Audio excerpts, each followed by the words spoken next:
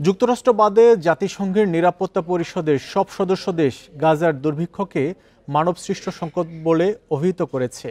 আন্তর্জাতিক মানবিক আইনের অধীনে যুদ্ধের অস্ত্র হিসেবে অনাহার ব্যবহার নিষিদ্ধ বলে সতর্ক করেছে এসব দেশ।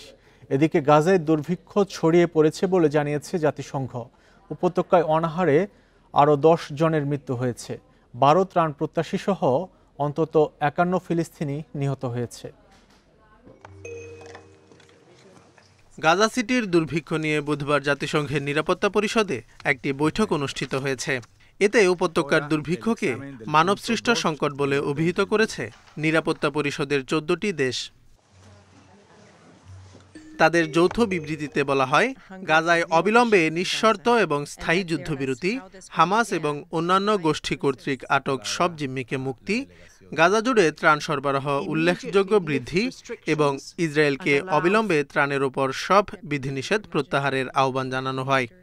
Marks the first officially recorded famine in modern history in the Middle East. মধ্যপ্রাচ্যের আধুনিক ইতিহাসে প্রথম আনুষ্ঠানিকভাবে রেকর্ড করা দুর্ভিক্ষ চলছে গাজা সিটিতে। এটি সম্পূর্ণভাবে মনুষ্যসৃষ্ট। ইসরায়েলের জন্য আমার দুটি স্পষ্ট বার্তা রয়েছে।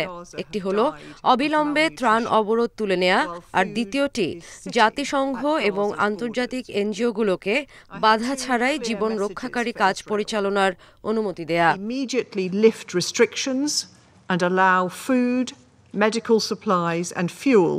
নিরাপত্তা পরিষদের বৈঠকের এক পর্যায়ে বাকবিতণ্ডায় জড়িয়ে পড়েন আলজেরিয়া ও ইসরায়েলের রাষ্ট্রদূতরা।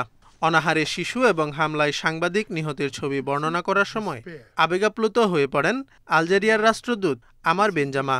এ সময় ম্যান্ডেট বাস্তবায়নে নিরাপত্তা পরিষদের বিরুদ্ধে ব্যর্থতার অভিযোগ তোলেন তিনি। আর অভিযোগ অস্বীকার করে বেনজামাকে তথ্য যাচাইয়ের পরামর্শ দেন ইসরায়েলি রাষ্ট্রদূত ড্যানি ড্যানন। এদিকে গাজায় দুর্ভিক্ষ ছড়িয়ে পড়ছে বলে জানিয়েছেন জাতিসংঘ সহ মানবাধিকার গোষ্ঠীর কর্মকর্তারা। তাছাড়া দুর্ভিক্ষ চরমাকার ধারণ করেছে বলে মন্তব্য করেছেন সেভ দ্য চিলড্রেনের প্রধান নির্বাহী কর্মকর্তা।